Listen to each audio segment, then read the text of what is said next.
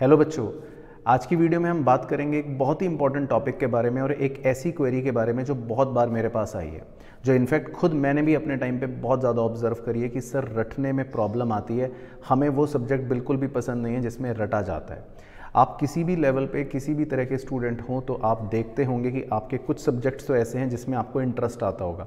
खासकर अगर आप ऐसे स्टूडेंट हैं जिनको प्रैक्टिकल क्वेश्चन सॉल्व करने में या एनालिटिकल या क्रिटिकल थिंकिंग करने में मज़ा आता है, तो उन्हें कुछ पर्टिकुलर सब्जेक्ट्स तो बहुत अच्छे लगते हैं।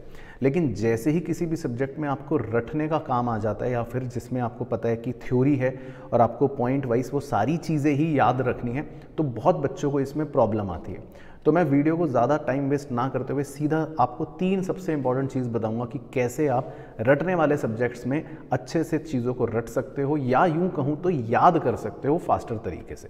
तो देखो, सबसे पहली टेक्निक है इसमें कि आपको अपने स्टाइल को समझना है। What is your learning style? See, कभी भी इसमें आप कंपेयर मत करना किसी ऐसे दूसरे दोस्त के साथ जो रटने में तेज़ हो। बहुत सारे अलग अलग देखो दोस्त होते हैं, लोग होते हैं। मेरा खुद का एक फ्रेंड था जो बिल्कुल ऐसे रट लेता था, कहता था मेरे को एक पेज 5 मिनट में पूरा रट लेता हूँ, ये मेरी स्पीड है। और मैं सोचता था कि 5 मिनट के अंदर 5 मिनट में तो मैं पहली दूसरी लाइन पे ही अभी समझ रहा होता था, दिमाग लगा रहा होता था कि ये क्या लिखा है। मेरे साथ तो ऐसा होता था कि जब तक मेरे को समझ नहीं आता मैं आगे नहीं बढ़ता था। तो मैंने पहली लाइन पढ़ी, दूसरी लाइन पढ़ी और समझ कुछ आ नहीं रहा और मैं सोचूं कि रटना है 5 मिनट में, तो बहुत इम्पॉसिबल होता था।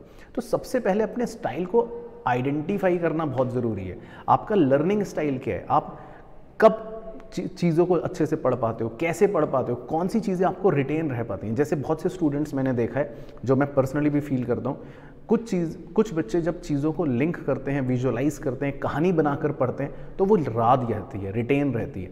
तो मेरा अपना पर्सनली यही स्टाइल था। अगर मैं किसी भी थ्योरी सब्जेक्ट की बात करूँ, चाहे 12th क्लास में बिजनेस स्टडीज़ की बात करूँ या CA के अंदर लॉ की बात करूँ, मैं उसमें कोशिश करता था कुछ कहानी बना लूँ, जो चीज़ वो समझाना चाह रहा है। देखो, चाहे रटने वाला सब्जेक्ट ही क्यों ना हो, ऐसा तो नहीं है कि बिल्कुल उसमें जो लिखा है वो ऊट पटांग है, उल फिजूल है।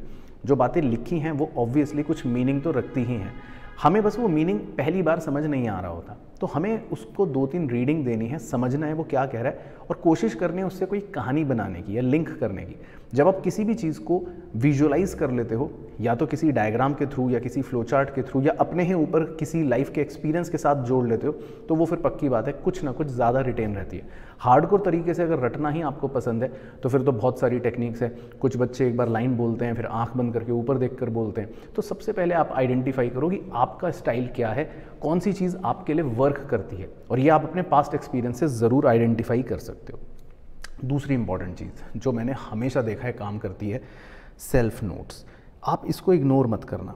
कभी भी ये मत सोचना कि मेरे को किसी और के बने बनाए नोट्स मिल जाएं, क्योंकि देखो उसका कोई भी फ़ायदा नहीं है। फिर तो बुक है ये, उससे बेटर तो मैं आपको बोलूँगा आप बुक में ही हाईलाइट कर लो।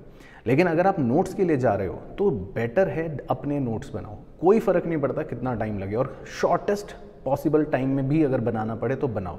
यानी कि 10 पेज का अगर आपका कुछ भी बुक में दे रखा है, आपको सारी चीज़ें दे रखी है, ग्रंथ दे रखा है, कुछ भी समझ लो दे रखा है, और उसको छोटे से छोटा सिर्फ मेन पॉइंट्स लिखने, अपने हिसाब से ही सही लिखो। फ्लो चार्ट में बनाकर लिखो, बादल के अंदर बनाकर लिखो, थोड़ी सी डिज़ाइनिंग सीख लो।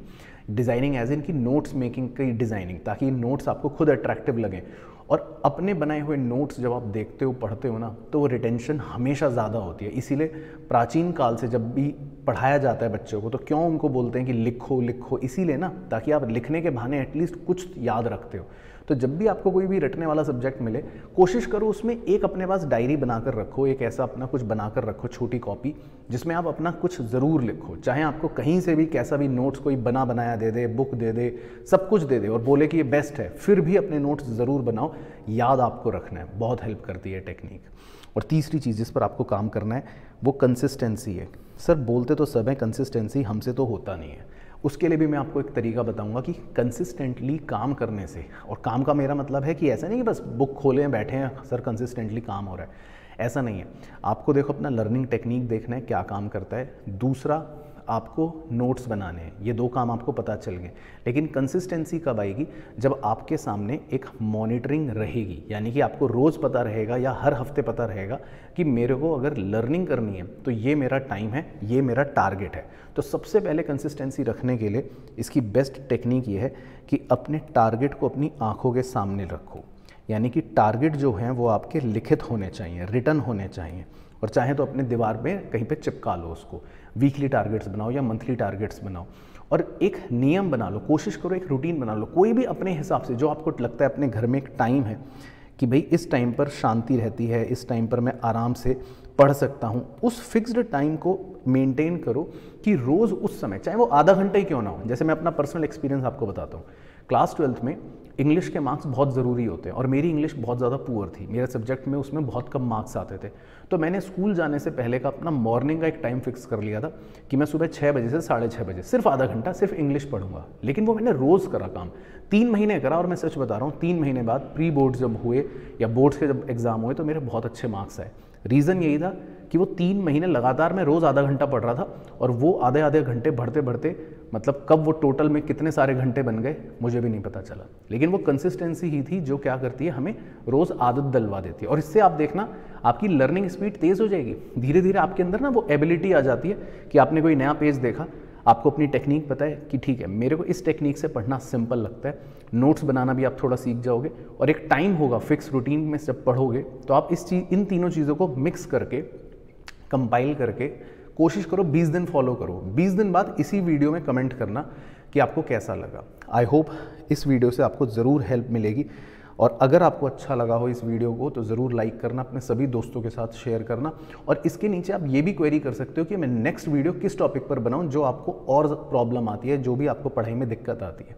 बाकी 20 दिन बाद इस वीडियो के नीचे ज़रूर कमेंट करके बताना। 3 चीज़ अगर आपने फॉलो करी तो आप देखना आपको बहुत हेल्प होगी। All the best.